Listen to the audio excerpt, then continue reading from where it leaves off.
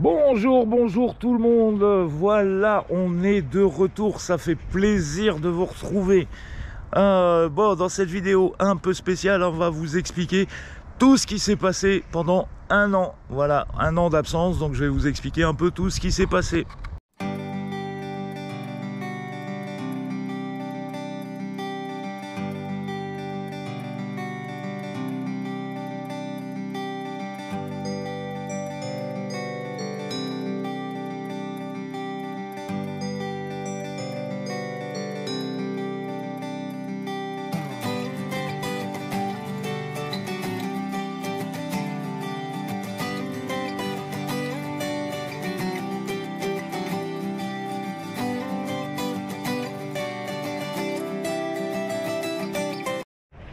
Voilà, donc comme je disais, un an d'absence.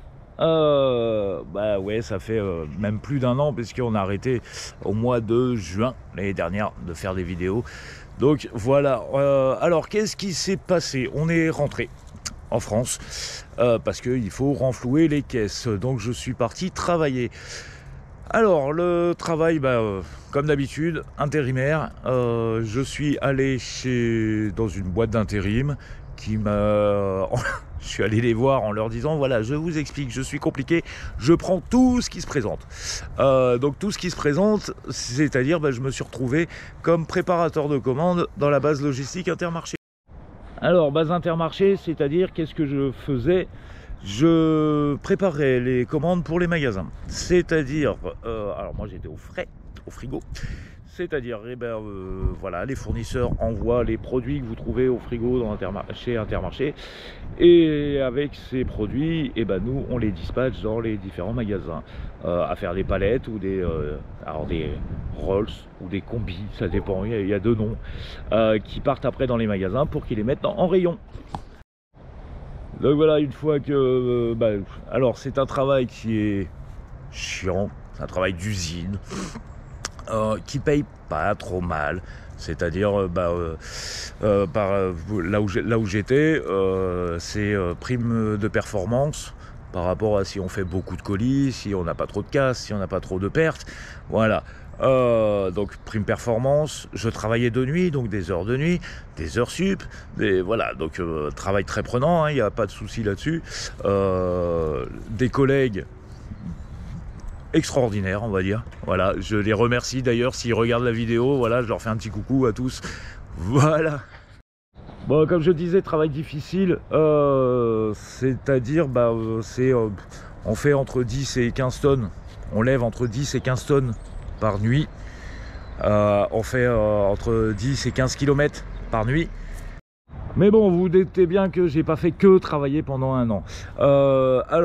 Je suis resté un an sur place parce que le boulot payait bien et que j'avais des démarches administratives à faire.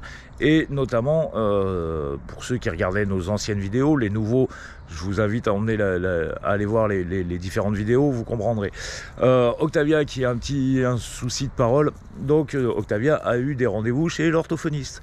Voilà pourquoi on est resté bloqué pendant un an, parce que c'est compliqué, alors on n'est pas resté bloqué, alors manque de bol, j'ai pas filmé, mais on est venu voir Autour d'un monde au mois de février, on est venu au mois d'octobre, voilà, donc on a bougé un petit peu pendant un an, mais pas grand chose. Par contre, on a fait des travaux dans le camping-car au mois de février notamment. Alors concernant les travaux, on a refait complètement l'électricité, on a mis des batteries lithium, on a mis un Orion pour pouvoir charger avec l'alternateur. Quoi d'autre? On a refait complètement la salle de bain, on a mis de la moquette au sol, on a changé le système de lit à l'arrière.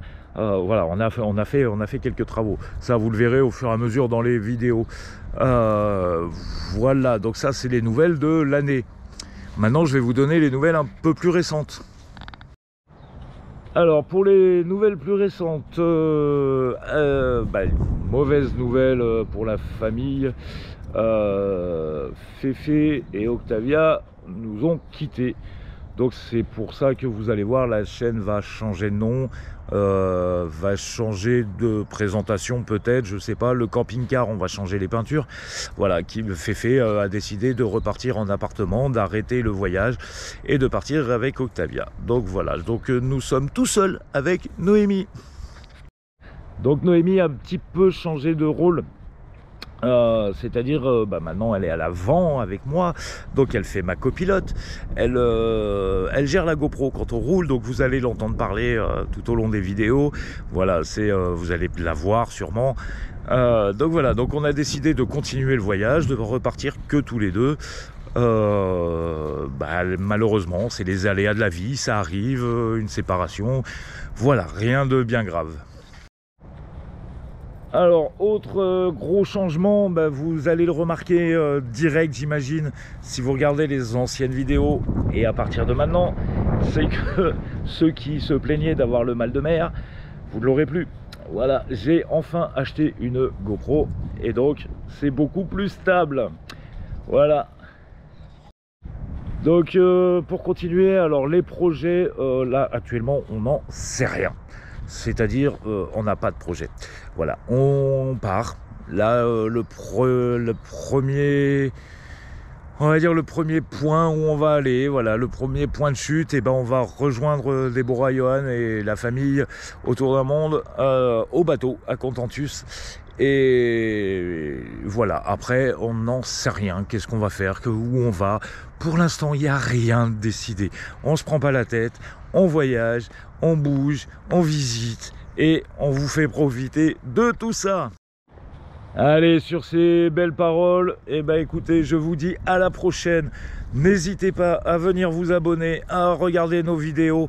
Voilà, alors j'aime pas trop faire ça, je prends ça pour du racolage, mais c'est pas grave. Venez voir et franchement, j'espère que le changement va vous plaire et que vous allez pouvoir nous suivre. Je vais donc changement de chaîne. Je change pas de chaîne, hein, je garde l'ancienne, je vais juste la renommer. Par contre, je vais changer de style, changer les visites, changer les promenades, changer. Voilà, on va changer tout ça. On va essayer de faire plus de choses, plus de contenu.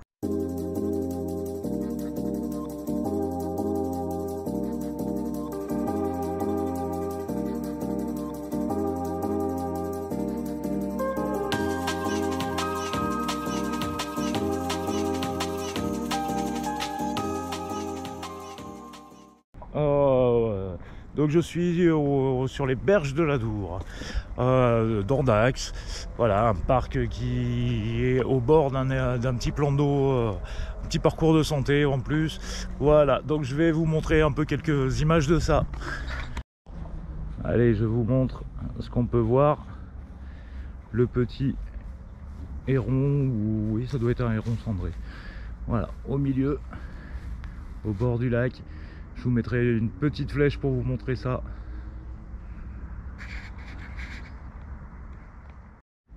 Voilà, comme je vous disais, exercice de petit parcours de santé. Donc à chaque banc, à côté de chaque banc, vous avez une pancarte avec des petits exercices à faire. Voilà, pour se maintenir en bonne santé.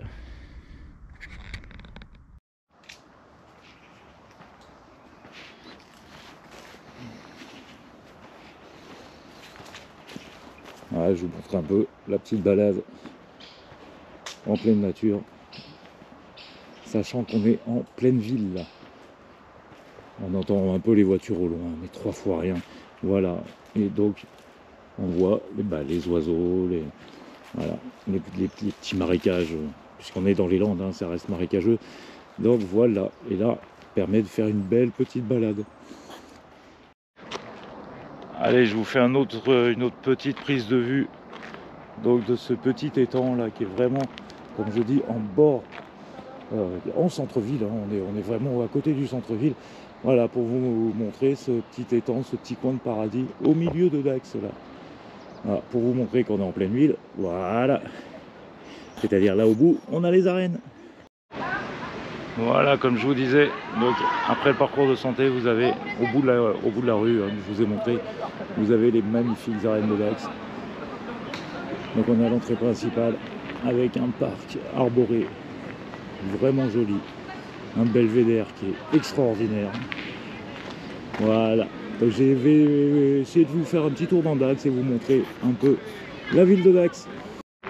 Alors comme j'ai dit, je vais vous présenter un petit peu la ville de Dax, parce que c'est là où je suis actuellement, et on ne peut pas passer sur Dax sans croiser des sculptures, forcément, sur la tauromachie, les taureaux, les toreros, les écarteurs, hop, vous en avez encore un là, donc voilà, le parc des arènes. Ici vous avez derrière les remparts. Alors, on est le long des remparts de Dax là. Voilà, et le pont au-dessus de la Dour qui doit dater de l'époque gallo-romaine. Voilà. Donc Dax, c'est une ville autour de la tauromachie, hein, puisqu'on est dans le sud-ouest, mais aussi autour du thermalisme. Donc vous avez ici un hôtel thermal, donc c'est les thermes de Dax, au bord de la Dour. Voilà, et je vais vous montrer la fameuse fontaine d'eau chaude. Voilà, donc comme je vous disais, un des plus grands monuments de Dax, la fontaine d'eau chaude. Voilà, on va s'approcher. Alors, je sais pas si on va bien le voir en vidéo. En plus, il fait chaud dehors, donc on voit pas trop que ça filme. Et voilà, là, vous avez de l'eau à 70 degrés presque. Voilà, on peut vous montrer. Voilà. Donc pour vous montrer un peu aussi, voilà, donc là on est vraiment sur la grande place de Dax, hein, et Dax est aussi une ville de feria, donc des bars partout. Alors même si j'adore moi dire que les ferias ce ne sont pas que les bars et l'alcool, vous avez aussi plein d'autres animations autour de la tauromachie, autour de la musique, beaucoup de musique, et vous avez des concerts au parc de la mairie que je vais vous montrer juste après. Allez, je pouvais pas vous parler de Dax sans vous parler donc de cette statue qui est très importante pour la ville de Dax. Le Romain et son chien. Alors pour vous expliquer un peu l'histoire, c'est un Romain qui est venu là en garnison. À la fin de sa garnison, il avait un chien qui était plein de rhumatisme. Il a décidé d'abandonner son chien ici sur Dax. Et il est revenu des années plus tard et il a retrouvé son chien en pleine forme dans les bouts de la Dour, ce qui a déclenché le thermalisme de Dax. Voilà la légende. Alors, autre monument important de Dax, sa cathédrale. Alors, le soleil il me gêne, on va faire le tour pour vous montrer l'entrée de la cathédrale. Voilà, on n'a plus de soleil, regardez cette belle bâtisse. Voilà. Donc j'ai fait un peu le tour, je me retrouve sur l'entrée principale et je vous montre cette cathédrale magnifique qu'on a à Dax. Allez, je vous montre l'autre côté. Désolé pour le bruit derrière, ils sont en train de nettoyer la place. Voilà, l'autre côté de la cathédrale de Dax, avec une superbe place. Alors, ils font des petites animations, des marchés, voilà, tout au long de l'année.